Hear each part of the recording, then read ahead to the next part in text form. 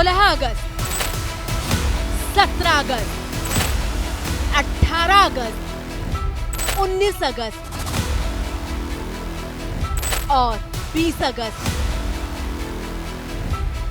आपकी स्क्रीन पर पिछले 5 दिन की वो तस्वीरें मौजूद हैं जब संदीप घोष पूछताछ के लिए सीबीआई दफ्तर पहुंचे थे। हर तस्वीर में कमीज का रंग बदला हुआ है, लेकिन कुछ नहीं बदला तो वो है आरजी कर अस्पताल के पूर्व प्रिंसिपल संदीप घोष की चुप्पी।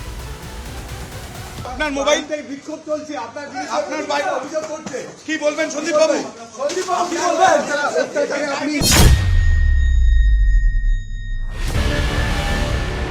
हर रोज वो एक फाइल हाथ में लेकर आते हैं, सीबीआई के दफ्तर में दाखिल होते हैं और मीडिया के किसी भी सवाल का जवाब दिए बिना कार में सवार होकर निकल जाते हैं। प्राय घोड़ी काजी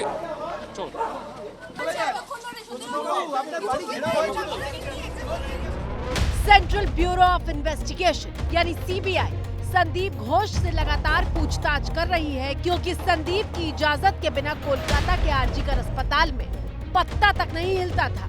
कोई उनके अगेंस्ट में बोलने का हिम्मत नहीं करते थे, क्योंकि वो बहुत गलत इंसान थे। स्टूडेंट लोगों को फेल कराते थे, फेल करा करके उनसे पैसे लेना, प्लस उन्होंने एक स्टूडेंट का ग्रुप तैयार करके रखा था जिनको बैठा के शराब पिलाते थे, उनसे पैसा कलेक्ट करवाते थे और जूनियर स्टूडेंट लोगों को धमकाना डराना इन लोगों का काम था।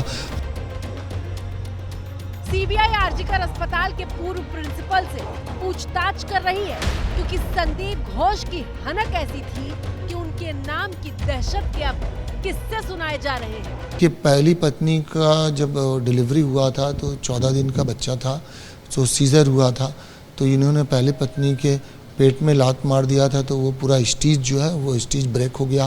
फिर स्थानीय लोगों ने उनको अस्पताल में ले गई, लेकिन फिर वो एक्सपायर कर गई। और अच्छा नहीं था, रवैया इनका अच्छा नहीं था।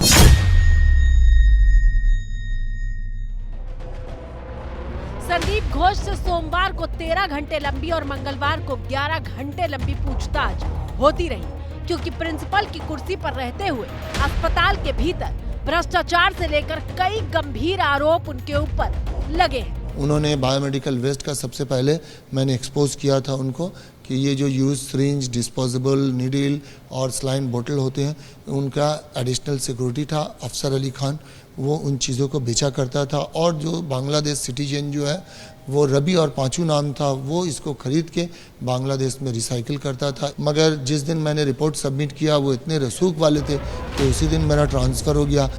और लंबी पूछताछ के पीछे सबसे बड़ी वजह है आरजी कर अस्पताल के भीतर ट्रेनी डॉक्टर के साथ हुई वो भयानक वारदात, जिसकी मिस्ट्री अब तक नहीं सुलझी है। कोलकाता में लेडी डॉक्टर की रेप के बाद बेरहमी से हत्या कर दी गई। अस्पताल की इमरजेंसी बिल्डिंग के भीतर एक डॉक्टर के साथ जो कुछ हुआ उसे सुनकर पूरा हिंदुस्तान सहम उठा और अब तक इंसाफ की मांग को लेकर डॉक्टर सड़कों पर है।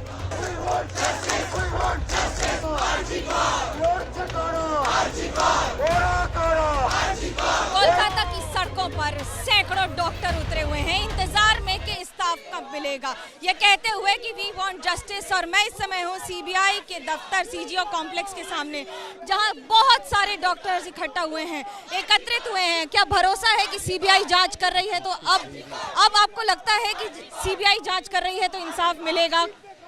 सीबीआई जांच कर रही है, उसको भी 1 हफ्ता हो गया है। मंडे को केस सौंपा गया था, अभी तक हमें कुछ रिपोर्ट्स नहीं आया। वी आर रियली होपफुल कि सीबीआई जो जांच कर रही है उसे जल्द से जल्द कल्प्रिट को पकड़ा जाए।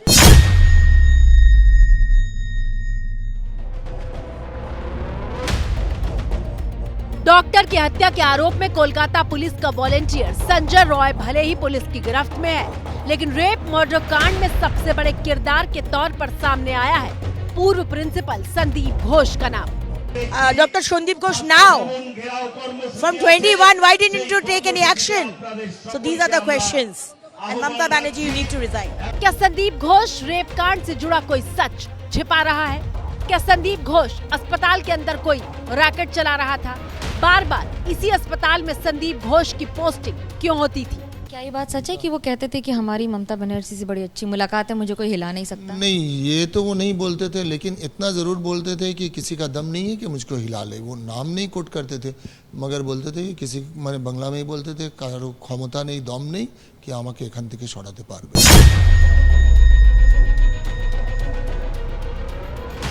8 अगस्त की रात को 31 साल की ट्रेनी डॉक्टर को इमरजेंसी ड्यूटी के लिए अस्पताल बुलाया गया था। डॉक्टर ने इसी सेमिनार हॉल में अपने साथी डॉक्टरों के साथ डिनर किया था।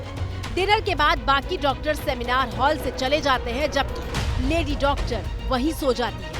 अगली सुबह 6 बजे डॉक्टर का शव सेमिनार हॉल में मिलता है। डॉक्टर के शव पर कपड़े नहीं थे, उसके मुंह, आंख और प्राइवेट पार्ट से खून बह रहा था। आरोप के मुताबिक पीड़ित परिवार के पास फोन जाता है और पहले कहा जाता है कि आपकी बेटी की तबीयत खराब है और कुछ देर बाद कहा जाता है कि उसने आत्महत्या कर दी। उसे देखकर ही लग रहा था कि किसी ने उसकी हत्या की है। मैंने उनसे कहा कि ये आत्महत्या नहीं, हत्या है। না আমি বলেছি আমার মেয়ের এই অবস্থা দেখে কেউ বলবে না সুইসাইড করেছে। पुलिस कमिश्नर ने हमारे साथ बिल्कुल भी सहयोग नहीं किया। उनकी कोशिश थी कि जल्द से जल्द पोस्टमार्टम करवाकर शव को हटाया जाए। सीबीआई पूर्व प्रिंसिपल संदीप घोष से पूछ रही है कि हत्या को आत्महत्या घोषित करने की ऐसी क्या जल्दी थी? आखिर जब पीड़ित परिवार अपनी बेटी को देखने आया तो शव दिखाने के लिए 3 घंटे लंबा इंतजार क्यों कराया? क्या सबूत मिटाने की कोशिश की जा रही थी? संदीप घोष ने ये भी नहीं बताया कि पुलिस को 2 घंटे देर से अस्पताल में हुई वारदात की सूचना क्यों दी गई। संदीप घोष पर शक की दूसरी वजह। सीबीआई सूत्रों के मुताबिक संदीप घोष ने सीबीआई को ये नहीं बताया कि उन्होंने शव की सूचना मिलने के बाद दूसरे डॉक्टर्स और कर्मचारियों को सेमिनार हॉल में जाने की इजाजत कैसे दे दी।